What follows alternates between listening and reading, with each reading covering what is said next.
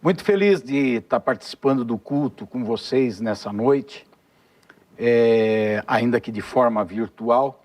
Estamos vindo de uma conferência missionária que fizemos na cidade de Socorro, 3 grandes cultos, um tempo precioso de oração, onde focamos os trabalhos evangelísticos, sociais, solidários, missionários, que fazemos nas igrejas que compõem a nossa regional Mandaqui Bragantina. E agora essa conferência está terminando aí na sua casa, no seu culto, na sua igreja. Todas as 23 igrejas estão fazendo um culto agora, encerrando essa conferência, e eu tenho esse privilégio, essa alegria de entrar no culto para, durante alguns minutos, compartilhar um pouco da palavra de Deus. É evidente que uma conferência missionária tem sempre como foco a conscientização da nossa responsabilidade como cristãos, de pregar o evangelho por toda parte, de anunciar o nome de Jesus Cristo e de denunciar o pecado. E fizemos isso nessa conferência e vamos fazer agora também nesse culto. Estamos fazendo nesse culto na sua igreja.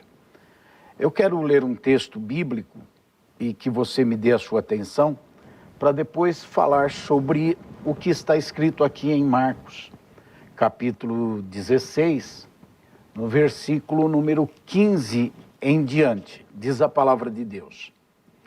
E disse-lhes, palavra de Jesus, dizendo, vão por todo o mundo e preguem o evangelho a toda criatura. Você já sabe disso.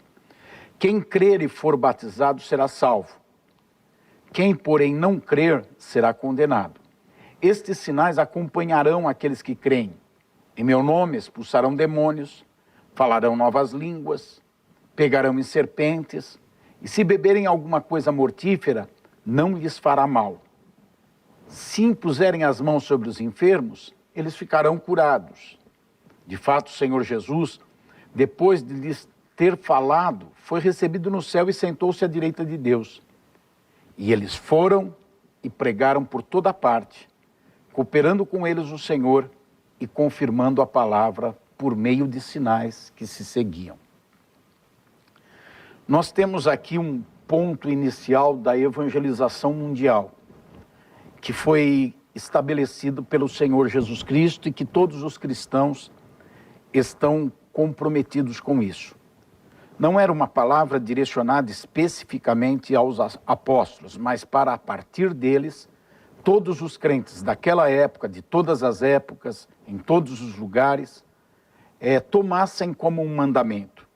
Na verdade, nós vemos em João, capítulo 15, versículo 16, que Jesus ensinou sobre a necessidade de ir e pregar o evangelho. Lá está escrito, não foram vocês que me escolheram, pelo contrário, eu os escolhi e os designei para que vão e deem fruto, e o fruto de vocês permaneça, a fim de que tudo que pedirem ao Pai em meu nome, Ele lhes conceda. Então nós percebemos que faz parte do escopo de ensinamentos de Jesus, o ir e pregar. Aqui o fruto, eu quero levar para o entendimento da pregação do Evangelho, o fruto do Evangelho quanto à salvação. Então o Senhor ensinou que todo crente deve ir e pregar. Nós percebemos que depois de ter ensinado, Jesus dá a ordem para que todo crente pregue o Evangelho. O texto que nós lemos, no versículo 15, diz, vão por todo mundo e pregue o Evangelho a toda criatura. Então, primeiro ele ensinou, e depois o seu ensinamento foi transformado numa ordem, na direção de que todo crente deve pregar o Evangelho.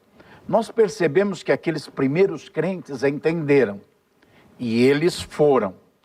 O versículo 20 de Marcos 16, o texto que nós lemos no início, diz, eles foram e pregaram por toda parte.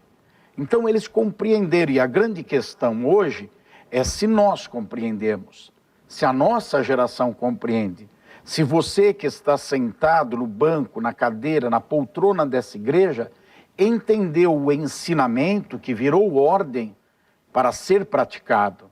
Se você está pregando o Evangelho, se no seu dia a dia, por toda a parte onde você anda, você prega o Evangelho. Eu acredito que o grande entrave da pregação do Evangelho é a falta de poder espiritual na vida dos crentes.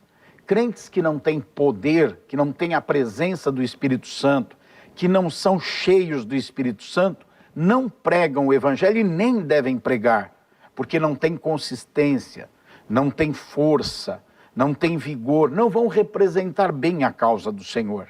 Nós aprendemos isso no decorrer da história. Depois de Jesus ter ensinado que deveriam pregar, de ter ordenado que deveriam pregar, no versículo 20, nós temos eles indo. Mas antes deles irem, aconteceu o que está escrito no versículo 4 de Atos, capítulo 1.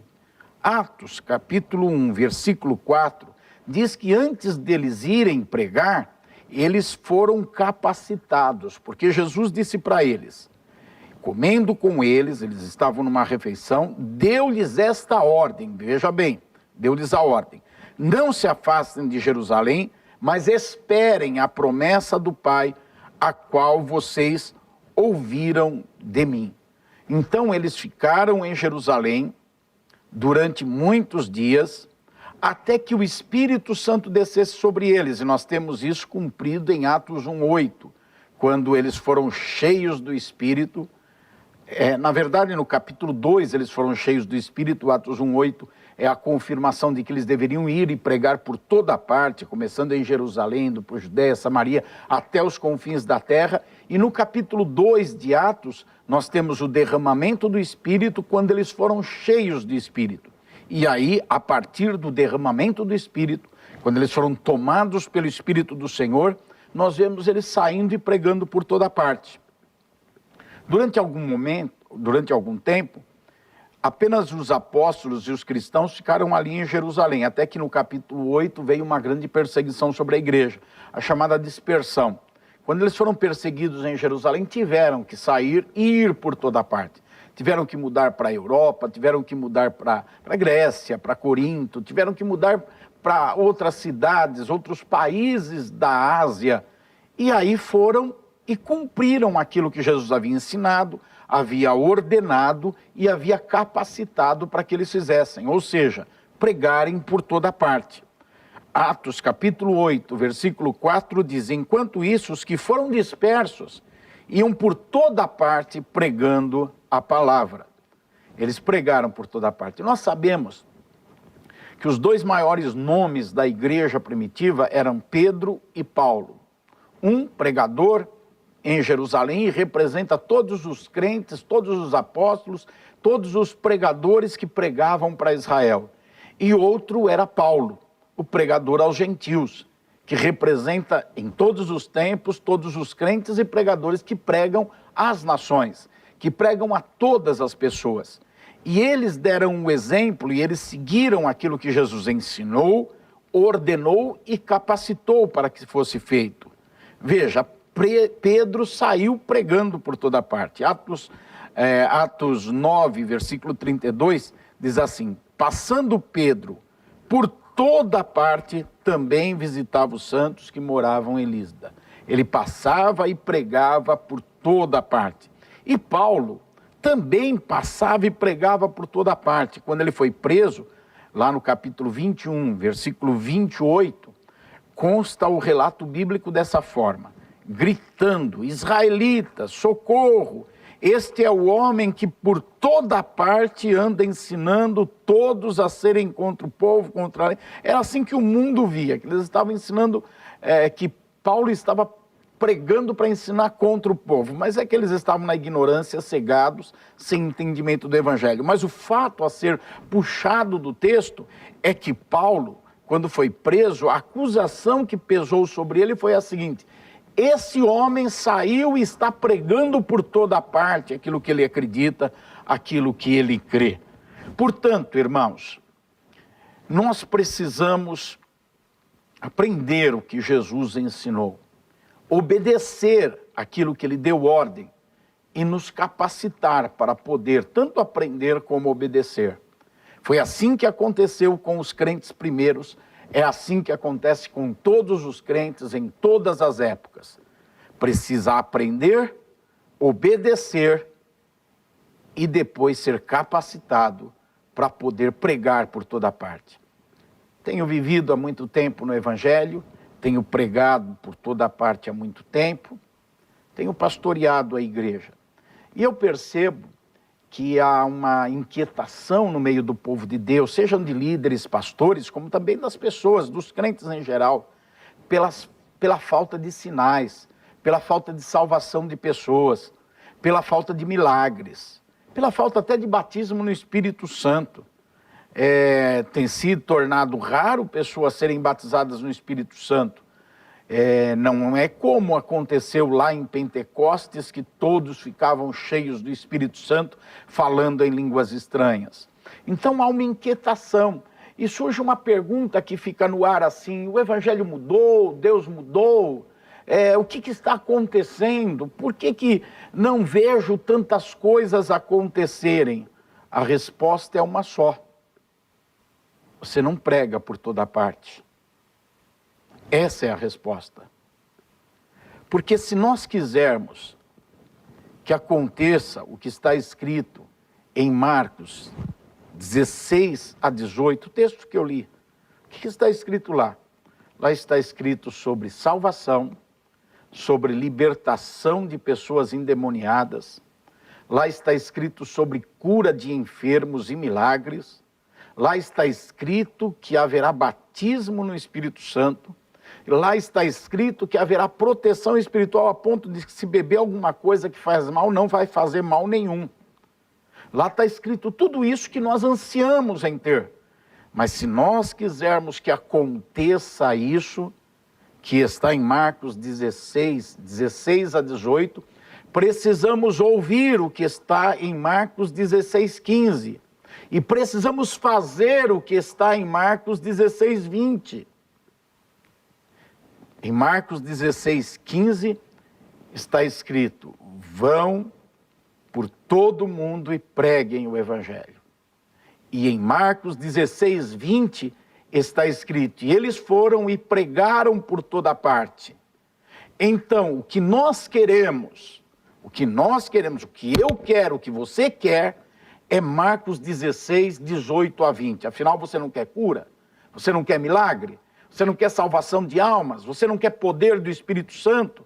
Você não quer proteção divina? Você não quer pessoas e você mesmo cheio do Espírito Santo? É lógico, é isso que nós queremos. Então, nós precisamos ouvir o que Jesus quer. Jesus quer que você e eu vamos por todo mundo e preguemos por toda parte. E precisamos fazer o que Jesus quer. Irmos e pregar por toda parte. Olha como termina o versículo 20. Marcos 16, 20. Cooperando com eles o Senhor e confirmando a palavra por meio de sinais que se seguiam. Para mim está muito claro. Para você está claro? Nós queremos algo e até nos queixamos por não termos em grande profusão isso que nós queremos. Mas Jesus quer algo também. E o que Ele quer requer nossa ação. Se nós fizermos o que Jesus quer, Ele fará o que nós queremos. Você quer? Jesus quer. Faça. E Ele fará aquilo que você quer. Que Deus te abençoe. O Espírito Santo nos ajude a entender sua palavra e que ela, mais do que conhecida, seja revelada em nossa mente e em nosso coração. Continue nesse culto abençoado. Paz do Senhor. Amo vocês.